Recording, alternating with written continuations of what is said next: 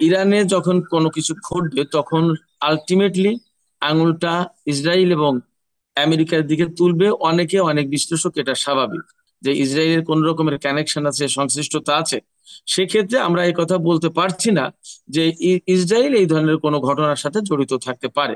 ইরানের সরকার ব্যবস্থাকে দুর্বল হিসেবে বা ইরানের গোয়েন্দা সংস্থা বা ইরানের সামরিক বাহিনীর দুর্বলতা প্রকাশ করার চেষ্টা করতে পারে, এটা আর এক রকমের ষড়যন্ত্রমূলক বিশ্লেষণ। ইরান যদি কোনোভাবে ইসরায়েলের সংশ্লিষ্টতা পায়, ইরানের পক্ষ থেকেও তো সব দিক দিয়ে তাদের নজর আছে এবং নজর তারা পর্যবেক্ষণ করবে, তদন্ত করবে, বিশ্লেষণ করবে, খুঁটিয়ে দেখবে। যদি কোনো রকমের সংশ্লিষ্টতা পায় তাহলে মধ্যপ্রাচ্যের পরিস্থিতি ভিন্ন হতে পারে। আমি ভীষণভাবে সেটা আশঙ্কা করছি। আমি যে বিষয়টা আরেকটা জানতে চাচ্ছিলাম সেটা হচ্ছে যে টাইমস অফ ইন্ডিয়া তারা বিশ্লেষণ করেছে যে রাইসির যে মারা গেছে তার সাথে ইসরায়েলের হাত কতটুকু আছে, তারা একটা মানে বিশ্লেষণ করেছে। পাশাপাশি তারা যেটা উল্লেখ করেছে যে পত্রিকাটি ইকোনমিস্টেও একটি রিপোর্ট হচ্ছে, সেই প্রতিবেদনে তারা উল্লেখ করেই বলেছে যে ইসরায়েলের কতটুকু সংশ্লিষ্টতা আছে কি নেই।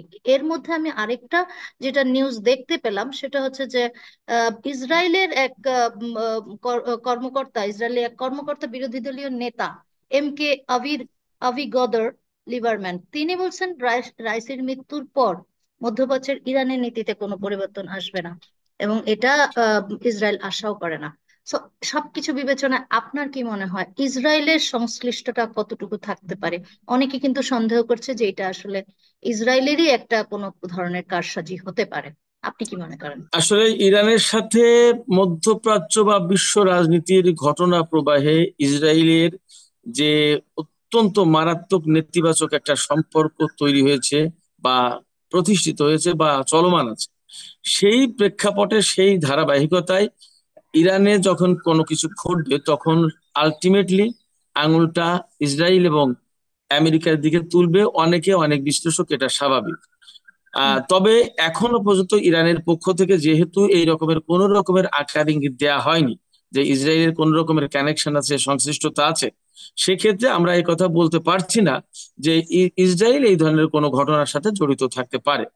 তবে আমি আবারও বলছি যে মধ্যপ্রাচ্যে চলমান যে ঘটনাটা, গাজা ইসরায়েল যুদ্ধ, তারপরে ইরাক পরিস্থিতি, ইয়েমেন, ইয়েমেন থেকে ইসরায়েলের বিরুদ্ধে যুদ্ধ, লেবাননের হিজবুল্লাহ তৈরি, হিজবুল্লাহর সাথে ইসরায়েলের দা কুমড়ো সম্পর্ক, এমনকি ফিলিস্তিনের যে সমস্ত হামাস সহ যে সমস্ত প্রতিরোধকামী সংগঠন, এই সমস্ত প্রত্যেকটি ঘটনার ফ্রন্ট লাইনে থেকে ইরান নেতৃত্ব দিয়েছে এবং হুম। যা আলটিমেটলি ইসরায়েলের স্বার্থের বিরুদ্ধে গেছে, আমেরিকার স্বার্থের বিরুদ্ধে গেছে।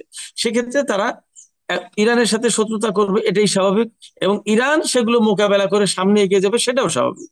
এবং এই রকম প্রেক্ষাপটে যদি ইরানে ইসরায়েলের সংশ্লিষ্টতা থাকে তাহলেও অবাক হবার কিছু থাকবে না, আমি একথা বলছি।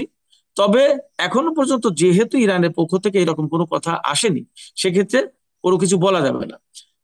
এখানে দুটো কথা বিশেষভাবে বলতে হবে। সেটা হচ্ছে, অনেকে কিন্তু এইরকম ভাবে বলে ইরানের সরকার ব্যবস্থাকে দুর্বল হিসেবে বা ইরানের গোয়েন্দা সংস্থা বা ইরানের সামরিক বাহিনীর দুর্বলতা প্রকাশ করার চেষ্টা করতে পারে, এটা আর এক রকমের ষড়যন্ত্রমূলক বিশ্লেষণ।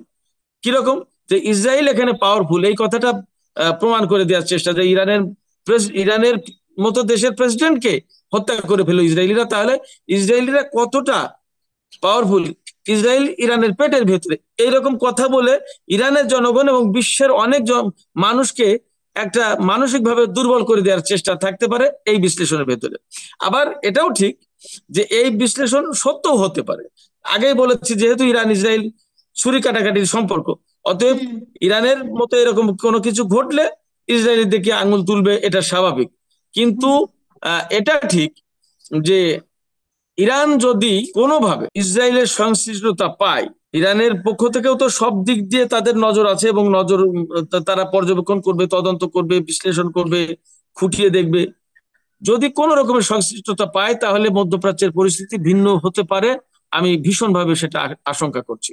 তবে ওই রিপোর্টটাই যেটা বলেছে যে ইসরায়েলের যে গোয়েন্দা সংস্থা মোসাদ, তারা কখনোই কোনো সরকার প্রধান, সরকার প্রধানকে লক্ষ্যবস্তু কখনোই বানায়নি।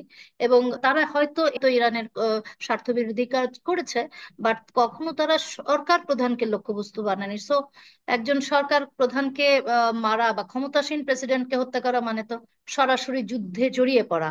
সেই জন্য মানে এটা তো ইরানকে এক ধরনের উস্কে দেওয়া, এই ধরনের বিশ্লেষণ তারা করেছে।